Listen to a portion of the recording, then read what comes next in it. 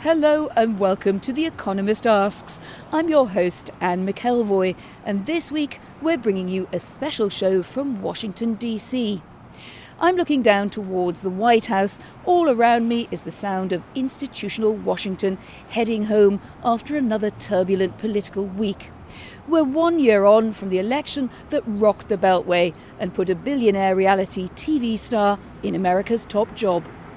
And there's the big board, the 20 electoral votes from the state of Pennsylvania. We just got new metrics in. Donald J. Trump is the president of the United States elect.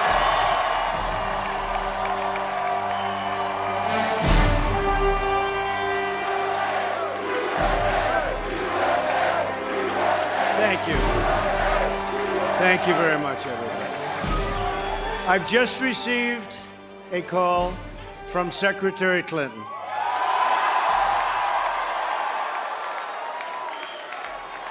She congratulated us, it's about us, on our victory. And I congratulated her and her family on a very, very hard-fought campaign. I mean, she fought very hard.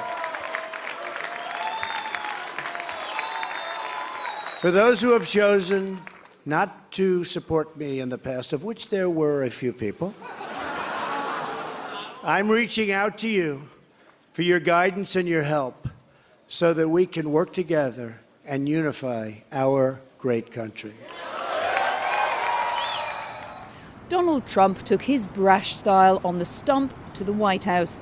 He also brought a chaotic form of leadership too. Scandals over dealings with Russia have dogged him from the earliest days.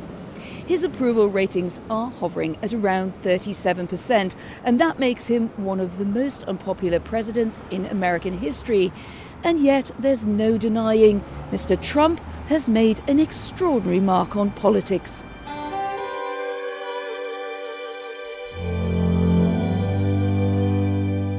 The bad news is right now, Donald Trump remains the president, and particularly the bad news from my point of view is the failure of the Republican Party so far to stand up to him.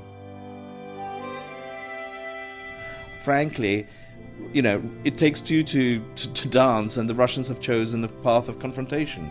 There isn't going to be a breakthrough positive stuff. And so whether the president is ever found to have been in collusion with Russia or not, this is going to derail his vision of what his administration was going to be about.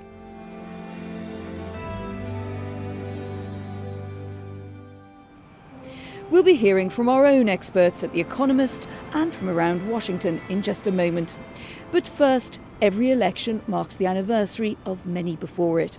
And at a recent event at Georgetown University, it celebrated an election victory of a famous alumnus, William Jefferson Clinton. I've taken a bit of a trip down the time tunnel on my visit here to Georgetown University in Washington because 1992, that first Bill Clinton campaign for election to the presidency, was the first one that I covered as a writer. It was the beginning of the 8-year Clinton era, with all that promise of a radical centre for America at home and in its relations globally. Fast forward 25 years and a very different kind of politics rules the roost here in America. So what will Bill Clinton say about his vision for the Democrats from now on, not least in the wake of that 2016 defeat by Hillary Clinton by one Donald Trump?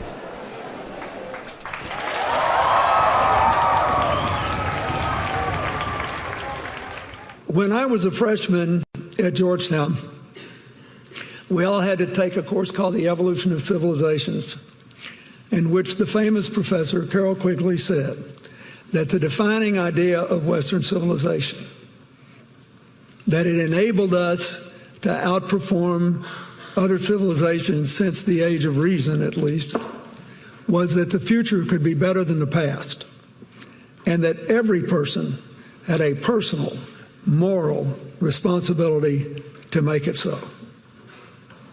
That's a pretty heavy dose to lay on an 18-year-old. But all these long years later, I remember it well, and I'm grateful that I heard it. America depends on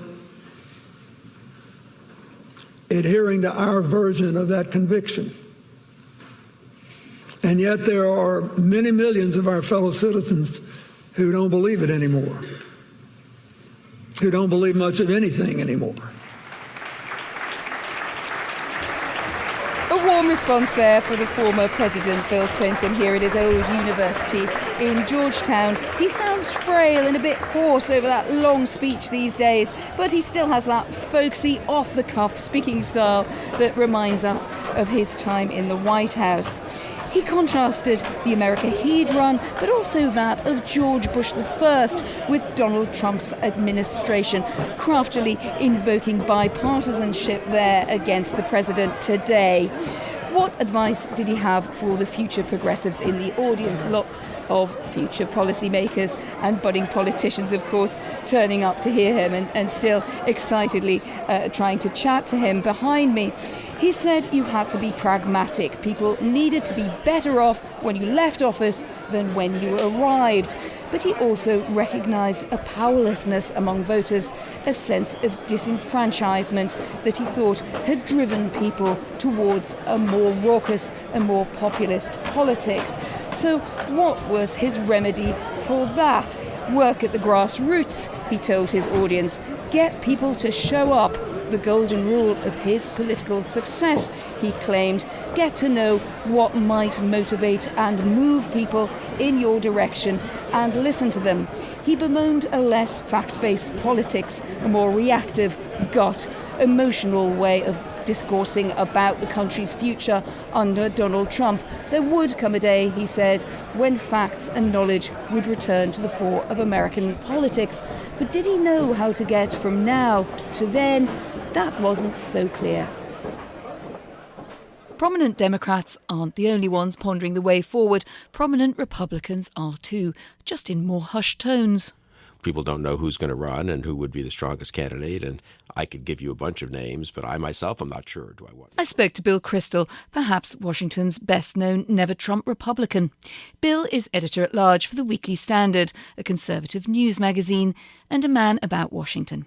In 2016, he launched a bid for a third candidate, the politically inexperienced Evan McMullin, to run for the presidency against Mr. Trump. Well, Mr. McMullin caused a stir, but he didn't dent Mr. Trump's chances. So who in 2020 could launch a bid to take on the president? Just looking at it sort of analytically, if you will, John Kasich ran against Trump in 2016, has not let up in his criticism of Trump, wants to run, I think, in 2020. The governor of Ohio, he ended up as the second or third place finisher in 2016. He'd be an obvious candidate. The deficiency is, someone who Trump beat last time. Is he the best standard carrier for next time? Mitt Romney, again, is sort of looking backwards, you might say, but a very impressive man who was very strong against Trump and certainly has the stature to stand against him. People like Bob Corker and Jeff Flake, senators who are retiring, who've spoken up against Trump. So there are plenty of people. I think it's always hard 3 years out, just the way the American system works. You don't have one leader of the opposition, especially within the party. It's such an unusual circumstance. I guess that's what I would emphasize. I mean, believe me, I'm the last person to defend all the rationalizers of and accommodators to Trump. I've been very critical of them, in fact, and as has the Weekly Standard, the magazine that I started. So I'm pleased, I'm proud that we've stood up. But I also would say that it's just so unusual in this system.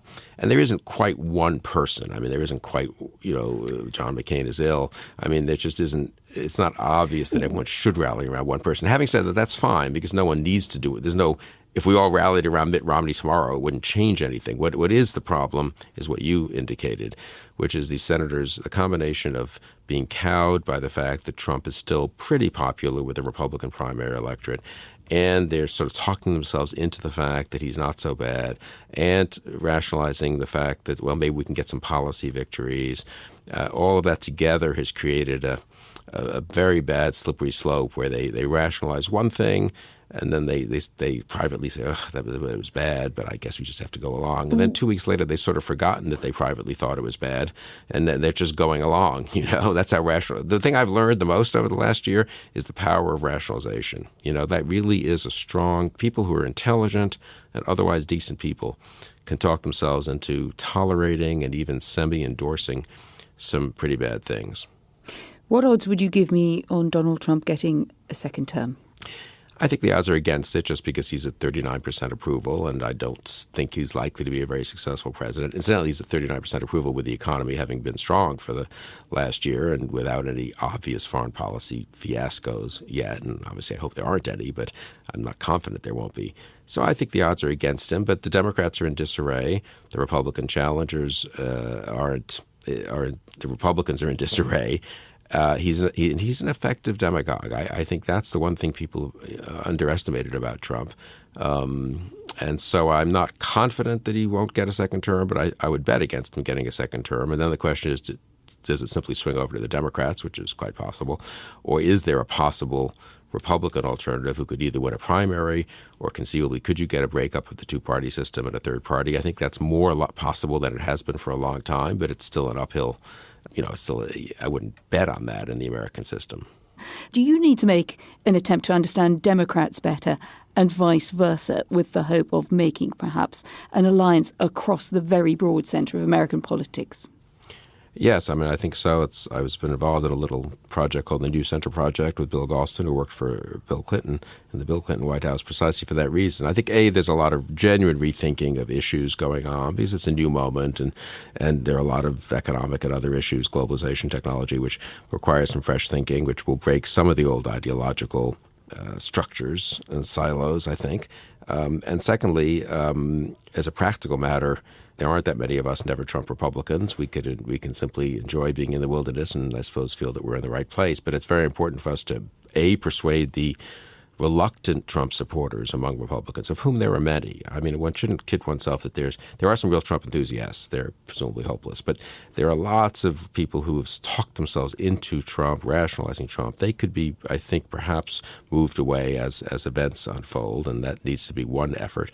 And then there's the real effort to try to work with responsible Democrats in certain policy areas and maybe ultimately even politically to try to restore a vital center in American politics. It's very hard to know how that plays out, and we do have such a strong tendency in this country towards a two-party system that it's hard to figure out, practically speaking, how to do some of that. But I think a lot of that is going on informally, and people it's a very unusual situation, so people are understandably, I am a little puzzled, really, and not certain about how to proceed. But I think the only thing to do is to my core operating principle is we need to minimize the damage Trump does, and we need to try to make sure Trump is only president for 4 years, if that, and get a better president to succeed him. So how to do that, how to get from here to there is not so easy. It requires a certain amount of tactical flexibility.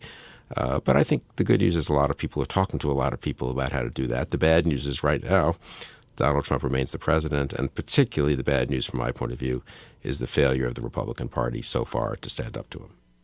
Bill Crystal there. Now on to someone who knows Donald Trump well. I guess I've been surprised only by the lack of surprise in the way he operates as president. He's remarkably consistent. Marc Fisher and his colleagues at the Washington Post spent 24 hours with Donald Trump for a biography published before the 2016 election. When I visited Marc last year, Mr. Trump was the presumptive loser in the race. That seems like a distant memory now, but there are constants, as Marc points out. He's remarkably consistent, and he is true to the man he's been since he was in his 20s. He continues to be someone who loves to be the provocateur, who loves to have people think of him as unpredictable, when in fact he operates in the White House basically the way he did in his family business. I'm going to challenge you and say the presidency must have had some effect on him. Oh, no question. It's been a deeply unsettling and probably fairly depressing experience for Donald Trump because he's been torn out of his comfort zone. He's been taken away from the home, the only home he ever knew, New York City. He's been taken away from his career setting of a family business with a very tight circle of executives who'd been with him for many, many years. And he's been thrown into a system that he didn't understand and didn't bother to study, a system that is deeply complex, a system that is resistant to change, and a system that he has found doesn't really respond to the kind of edicts that he likes to issue. Do you think he enjoys it? I think he loves the trappings of power. He loves the pomp. He loves the ability to watch over military parades and to sit in rooms with uniformed men. And I think he continues to get the most joy out of the rallies, the chance to have adoring crowds cheer at his every wild remark. The part that he can't stand is the actual business of being president, the actual business of dealing with foreign leaders and with reluctant and recalcitrant members of Congress and with, God forbid, the opposition. And so he's, I think, a deeply frustrated, sometimes angry man who resents the fact that he's been wrestled away from his habits and who fights every day to find ways that he can go back to doing the kinds of things he did and that he can go back to having a circle of people who he knows and trusts. Well, let's look at the way that Americans see their president's performance after a year. The Washington Post ran a poll with ABC News, and the conclusion was that the number of Americans who thought that Donald Trump had accomplished not much or very little was at 65%, and that was up from the spring. So that might be seen as a bad judgment on his record. But did they really expect him to accomplish very much? Is that the point of a Trump presidency? First of all, those who admit that he hasn't accomplished much, that doesn't necessarily indicate that they blame him, and it doesn't necessarily indicate that they are unhappy. It actually just says, for people who dislike Donald Trump, it says, hey, he's a terrible person and he hasn't gotten anything done. And for people who liked him or at least voted for him, it's their way of saying, hey, the Democrats and the press and the courts and public opinion have all ganged up against him and are prohibiting him from doing what's right. So what we're seeing is that there's a lot of frustration around the country about the fact that things aren't getting done and that he's been unable to drain the swamp and fulfill all those other promises. But a lot of his base, a lot of those who wanted him to disrupt Washington are very pleased that he continues to say what he's always said about blowing the thing up. What about his popularity ratings? Is that they're not particularly good, although there are historic comparisons of other first-time presidencies that have got off to poor starts, of course.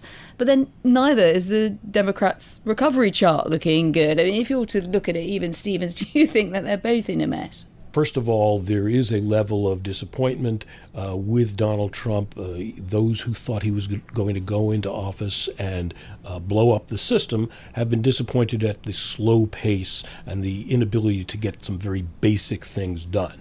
That said, much of the base is sticking with him because they don't have anywhere better to go. And the reason they don't have anywhere better to go is that the Democrats are clueless. The Democrats have presented neither a message nor messengers. They have not come to any agreement, even among themselves, about what alternative vision they would like to propose. And they've fallen into a kind of civil strife in which they are destroying some of their very own very good chances of winning elections by battling with one another over how ideologically pure their candidates need to be. I wonder if you're being a bit too gloomy on the Democrat side of the balance sheet, because there are lots of indicators that Democrats might take back the House next year. That would be, they would have chips back on the board. And one thing we know about politics in the era of Trump or otherwise is that a bit of success doesn't half ginger up a party. You might find them beginning to come through with candidates who could take on Trump. Realistic? It's realistic, but we don't see it happening yet. We're at a point now where the Democrats, in part because they spent the last decade or so enraptured with a at least initially popular president, and they didn't really bother to build up the party in the lower ranks. So the grassroots had gone dry, and there's been no real effort to remedy that, first of all. Second, this is a party that doesn't have a uniting vision. It has instead a coalition of disparate groups that are united only by identity politics. And they do not have a philosophy or a message that says, here's how we bring everybody together. The Republicans, for all of their faults, have that. And as long as that remains the case, the Democrats really, I think it's clear already that they cannot succeed simply as the anti-Trump party. Marc and I also touched on an unavoidable controversy, Russia's involvement in the American election and the looming question of whether or not President Trump or members of his team colluded in that. Will it go down in history as inconsequential, or is it the worm in the bud for Trump? Well, if you look at it from the perspective of Donald Trump, it's a deeply serious matter because he is bothered, angered, frustrated by this every day. From what we hear inside the White House, he is at times almost dysfunctional because of his concern and his frustration over this investigation. So from that perspective alone, this is having an enormous impact. Now, some investigations go on for years and kind of fizzle out, and a few people go to jail, and that's the end of it. It's conceivable that that will happen here, but the far more important effect is that for the next year, 2 years, perhaps longer, we will see a government that is in daily crisis because of an investigation that keeps nipping at their heels. And so whether the president is ever found to have been in collusion with Russia or not, this is going to derail his vision of what his administration was going to be about. It's already making it very difficult for him to communicate openly with his own advisors, all of whom are lawyered up. The atmosphere within the administration is icy because of this investigation. So an investigation doesn't have to result in the indictment of a president or the impeachment of a president for it to have a paralyzing effect on a presidency. Tell me, from your knowledge of the way Donald Trump operated as he was preparing his campaign and in his business activities, what do you think his real view of Russia is? And does he realise that he's been at the very least negligent, or would that not figure? By all evidence that we have, Donald Trump's view of Russia is that it was a fairly successful place to run the Miss Universe pageant, and it was a very frustrating place to try to get a hotel built.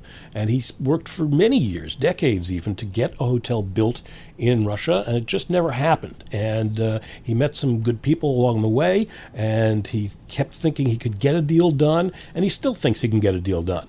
And that's about the extent of his thinking. It turns out that there's also... You're not just being dismissive there. You're not just having a liberal elite moment, are you? No, not at all. This is how he has spent decades of his career thinking about Russia on those grounds. And so now it dawns upon him, or it's impressed upon him, that there are other aspects to Russia beyond a beauty pageant and hotels, and he's having to cope with that. He likes to think that because of his business connections to Russia, he has insight and an ability to make a connection there that could be useful and could turn a rivalry into a friendship. He also knows that Russia's causing him a lot of problems, and this whole investigation is going on. So I think one of the reasons he's been as quiet about Russia as he has is not just because the White House is crawling with lawyers trying to restrict what he says about it, but it's also because there's a disconnect between his previous impressions of Russia and what he's now being told by the military and intelligence people around him. And I don't think he's processed that, and I'm not exactly sure he's interested in processing that. Also in town by chance was The Economist's Russia and Eastern Europe editor, Arkady Ostrovsky. He was sussing out some of the background to that very deep Russia story and talking to insiders in the administration. So Arkady and I visited adjunct senior fellow at the Council on Foreign Relations, Heidi Redeker, to discuss the fallout from the scandal both in America and in Russia. Well, I think the biggest impact of all is that Russia has now become part of America's domestic politics. It's on the minds of a lot of Americans. The Russians have been doing this stuff, disinformation, fake news, in Russia's own periphery. The idea that Russia could do it in the United States, the United States will be under attack, I think is a completely new idea. And I think that the law enforcement agencies, the Senate, the Congress, the US institutions are taking this very seriously, not because, and this is very important, not because this is what got President Trump elected, but because a foreign power did something illegal on the US soil. And I think that is a very serious case, and I think that everybody in America takes it very seriously. Is that true, Heidi, that everybody in America takes it seriously? We heard the White House spokeswoman saying most Americans don't care about this stuff. Typical Trump style, batted it away. What's your take on where the country is on this? So there are obviously many challenges that the U.S. is tackling right now, and the idea that Russia actually attacked democratic institutions is something that I think really across the board people care about and want to make sure it doesn't happen again. You sure that's not just a Washington insider's viewpoint?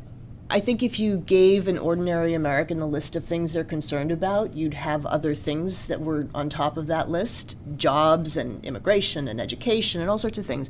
But fundamentally, I don't think we've seen this before, and many people are getting their arms around the fact that this is actually an attack on our basic systems that we took for granted.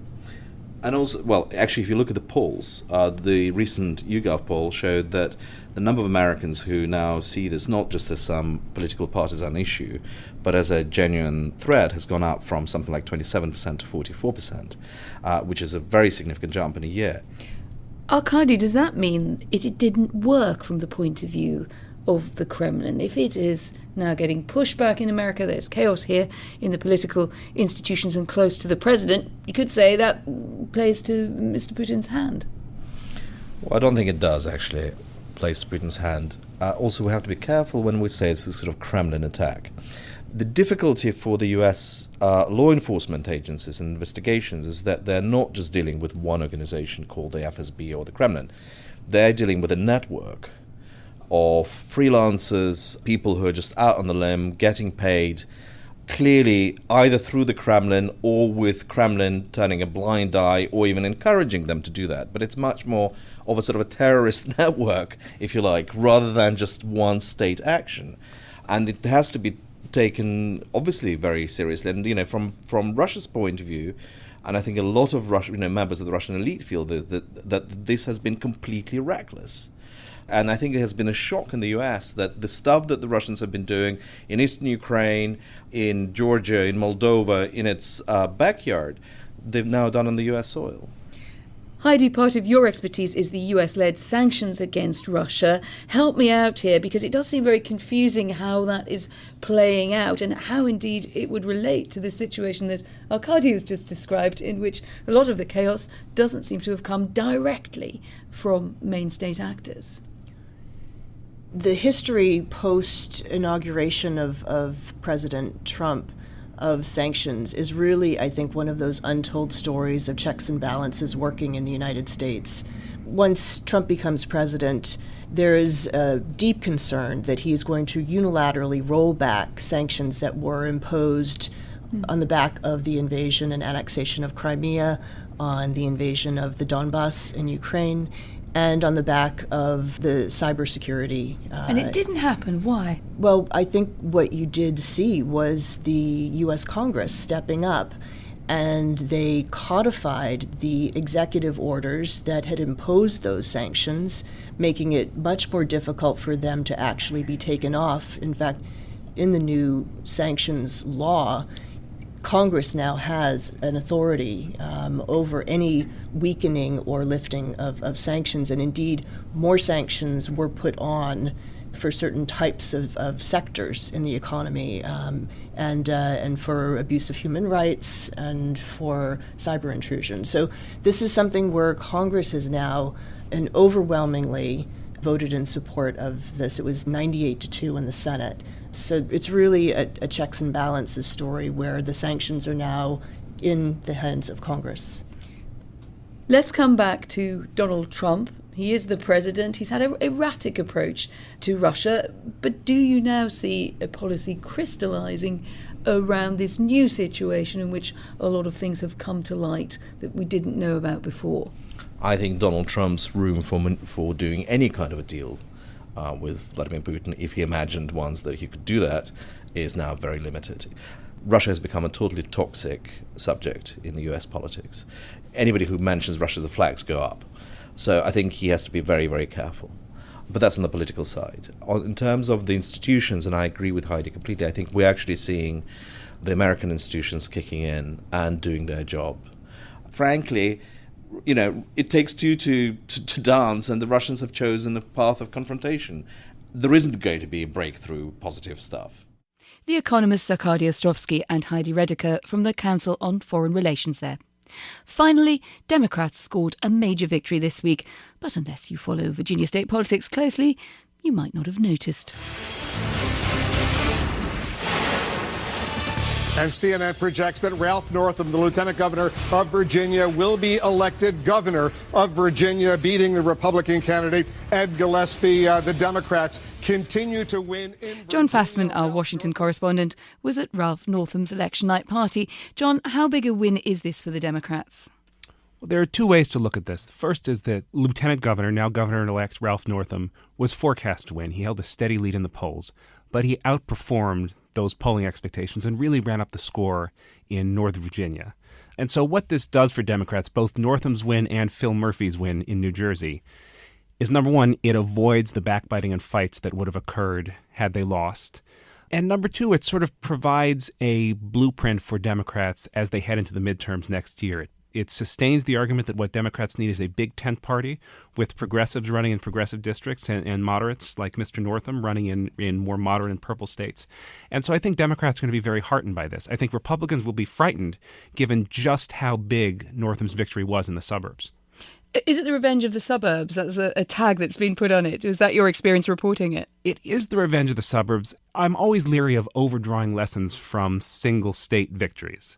Virginia suburbs are very diverse. They're full of well-educated people, so this might not be replicable elsewhere, but certainly in purple states, this is a blueprint for victory, and I think Republicans in blue states have to be very nervous too. And is this the boost that the Democrats were looking for before the midterms? Yes, it's more than the boost Democrats were looking for before the midterms. Not only did Murphy and Northam win, but Democrats flipped at least 15 seats in the Virginia House of Delegates. That's a stunning performance. They also did very well in mayoral races around the country. So I think this is the sort of thing that will energize them heading into the midterms. Well, thanks to John Fassman, fresh back there from those election night celebrations in Virginia. Thank you, John. Thank you. Well, that's all from this special on Donald Trump, a year on from the election. Do join us next week for another special on Trump and the cities.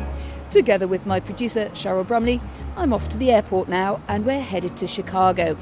There we'll be talking to the mayor, Rahm Emanuel, about what he's declared as a Trump-free zone in Chicago. Let's see. I'm Anne McElvoy from Washington. This is The Economist.